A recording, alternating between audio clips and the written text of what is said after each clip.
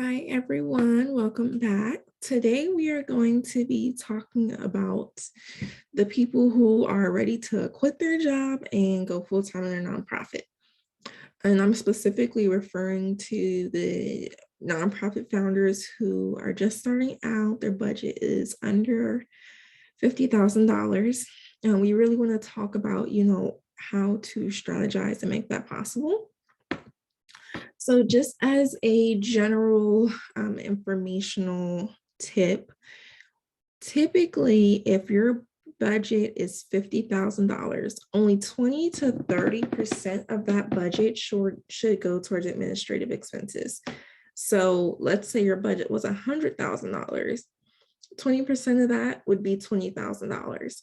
So you really want to consider the size of your organization's budget right now when you're considering whether or not your nonprofit will be able to afford you to go full time and when.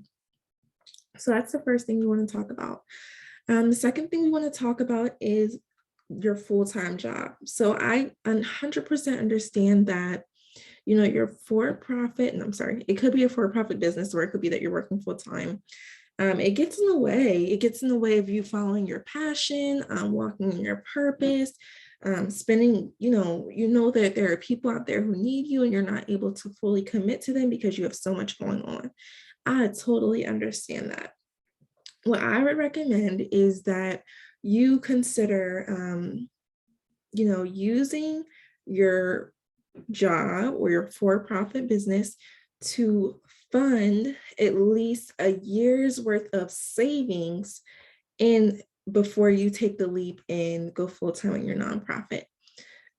Some people will say 3 to 6 months worth of savings before you start your business and go full-time, but I would say for a nonprofit organization, you're going to need at least a year, especially if you're in our learning academy.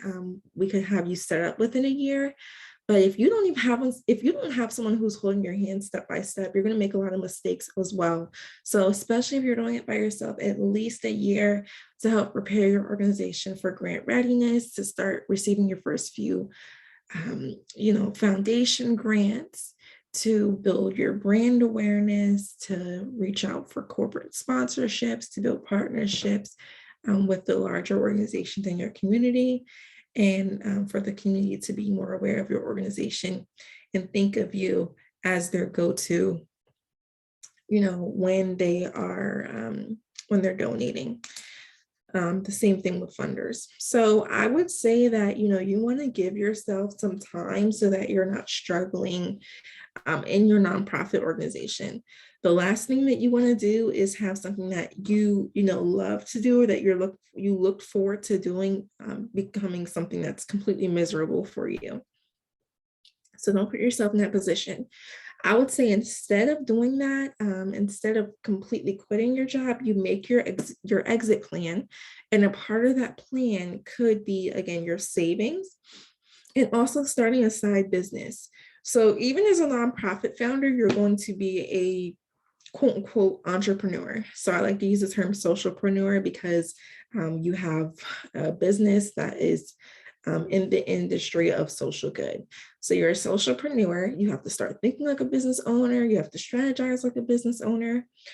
So with that being said, you might want to also consider, if you haven't already, moving into the for-profit entrepreneurship sector to develop your leadership skills, or pressing forward on one of the businesses that you already had in existence.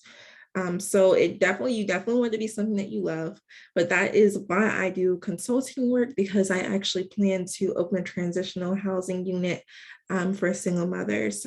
So it's actually a full community that I'm going to be opening up. So a big portion of my why for my consulting business is the bigger picture of me being able to help single mothers by having a community housing area facility with, a grocery store, with childcare, with, computer labs, everything that women might need in order to, pick themselves up without, having government support a lot of times, picking themselves up and putting themselves in a position to win. Leadership skills, life skills. So I have this big vision, but I know that I need time to build that vision. I need to start with what I have and build it. So what I have right now is my consulting knowledge. So I'm sharing my knowledge. I put myself in a position where, I can do this full time, and I'm pressing forward with my savings goals so that I can feel comfortable going full time, transitioning into my learning academy, consulting, and my transitional housing. So that's my ultimate goal. I really, really want you to put together a 5, 10, 15, and 20-year goals similar, so that you can have a plan for how you want to move forward. The other thing would be, your for-profit, again, your for-profit business can actually support you while you run your nonprofit full time, because now you have a little bit of extra time to spare. Entrepreneurship is definitely not for the faint of heart. I'm not going to say that it's easy to be an entrepreneur, but it's a lot easier to put yourself in a position where you're making time for your nonprofit organization when you don't have a full-time job. Okay. So that would be my first recommendation, is to start looking for other things that you can do in order to bring in revenue for yourself. Okay. And then the second thing that I would also want you to consider is the relationship between your nonprofit and your for-profit organization. So let's say, for example, you currently are a hair braider and you're a wig maker. If your organization helps, let's say, people who suffer from hair loss, alopecia, or whatever their condition might be, you can actually have it so that your nonprofit organization, let's say you receive a grant for $20,000 to give wigs to people who are experiencing hair loss. So at that point in time, you're going to need to hire, if you were just a nonprofit organization and you have no clue, how to make a wig, we're taking yourself out of the mix because we know you have a special skill, but the nonprofit organization does not belong to you. You don't own it. So we're just talking in general, you have a nonprofit organization who has a mission, which is to help people who are experiencing hair loss. And it just so happens that you make wigs. So that $20,000 grant that you receive, you can, let's say you gave them a budget that $12,000 of that was going to go towards the actual purchasing of the wigs. Then what you would do is you can pay your for-profit business to create the wigs, and then you are now paying yourself to do what you've already been doing in your for-profit business. Okay. So now you received a grant for your nonprofit, and your nonprofit is paying your for-profit for services. All right. Now, before you do this, you want to, number one, you want to consult with your board of directors. You should go ahead and make sure that they're okay with the relationship. The board is responsible for making sure that this is in the best interest of the organization. Okay. We're not going to set this relationship up just because it benefits you. If you are offering or charging fair market value for the wig making service, then that would be something to where your board members might consider that this is a good idea. Okay. If they were going to go to another company to make the wigs and it would have been 2 times the price, then it would be a great idea for them to work with your company. If your company makes the wigs faster, if you have more variety of wigs, if you offer wigs for young girls as well as older adult women, that might be a good reason for your board to say, absolutely, yes, we love to move forward with building that relationship between your for-profit company. Okay. Number 2, you want to have a conflict of interest policy in place. So your conflict of interest policy should determine how your board makes the final decision.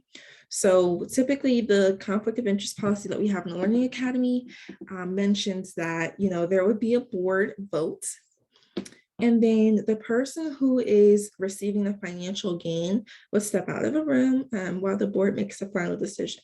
Okay. So you would read through your conflict of interest policy in detail to make sure that this type of conflict is allowed. Number 3, separate bank accounts. So anytime you have a for-profit and a nonprofit, you need to keep completely separate bank accounts. And ideally, you shouldn't have everyone who's on your board of directors for your nonprofit also, as a co-owner of your for-profit. You should try to have separate administrative staff, And then also in addition to that, you should have the money that is for your for-profit business going into your for-profit bank account, okay? Any money that you say, let's say you purchase a course from Nonprofit for Newbies and it's $15. Okay, don't spend that on your personal card. As soon as you're able to open up a business bank account, you just need your articles of incorporation and your EIN number. Put that money into your business bank account first, and then go spend it on what you're purchasing for your nonprofit organization. And then after that, I've got some hair flying out here. After that, you're going to want to go ahead and every month, I would recommend, if you're not going to purchase QuickBooks right away, which you can go to TechSoup.org, T as in Tom, E as in Echo, C as in Charlie, H as in horse, soup like the soup you eat, SOUP, TechSoup.org. If you have your 501c3 determination letter, you can go there and get QuickBooks for nonprofits. It is, I think we got it for $60 a year. For 5 users. So we have founder, myself, board president, and we can also add an accountant, or we could have added the board treasurer. So you have an option of who should have access to the QuickBooks account. If you're not going to use QuickBooks right away, or you don't have your 501c3 status yet, then what you should at the very minimum do is every month print off your bank statements from your nonprofit bank account, go through, highlight the money that was coming in, and make a little note of where it came from. Any money that went out, if it was food, if it was transportation, if it was, helping a client, the more detailed, the better. Just developing the habit of keeping very good records from the very beginning is awesome. And then if you're able, if you're a little bit savvy, if you're able to put together a little profit and loss chart at the end of, the quarter, January through March, then that would be awesome as well. And that's something you could present to your board. But nonetheless, when you purchase QuickBooks for, again, $60 a year, it's not too expensive when you have the TechSoup membership. Then they will generate a profit and loss for you. So that's an easy way to manage funds and share information with your board without having to give everyone access to the bank account, okay? So I would just recommend, again, if you want to quit your job, I would recommend pulling out that bag of tricks that you have, some of your old hobbies, whether it's photography, cooking, selling plates, whatever you do. See if you can monetize that and make it something that, you look at what expenses you have. What is the bare minimum that you need to make in order to pay your bills, in order to save a few extra dollars each month, in order to, support your children and, pay your credit card bills and whatever else you have going on. And then a little extra spending money in an extra emergency savings. After that, figure out the bare minimum that you need to make and make the goal to make that in your for-profit business so that you can focus on having a positive mindset towards your nonprofit organization. So that's my little tip for quitting your job. Then again, building relationships, between the nonprofit and for-profit with the verification of your board. All right, so that is my presentation for the 12 days of Christmas. If you guys have any questions about the nonprofit for-profit relationship, if you have any questions about my experiences as a full-time entrepreneur, feel free to reach out to me at customerservice@nonprofitfornewbies.com. I'm also thinking about for the Learning Academy. Now this year, we're not going to go too in-depth. We're going to focus strictly on nonprofit, but I might, for the people who have finished this year, I might spin off and do another cohort that is a full year of for-profit and nonprofit relationship building. So we might spend a full year on that in the Academy as well. But right now we're just strictly focusing on grant funding, corporate sponsorships, and donations from the community. All right, well, I'll talk to you guys next time.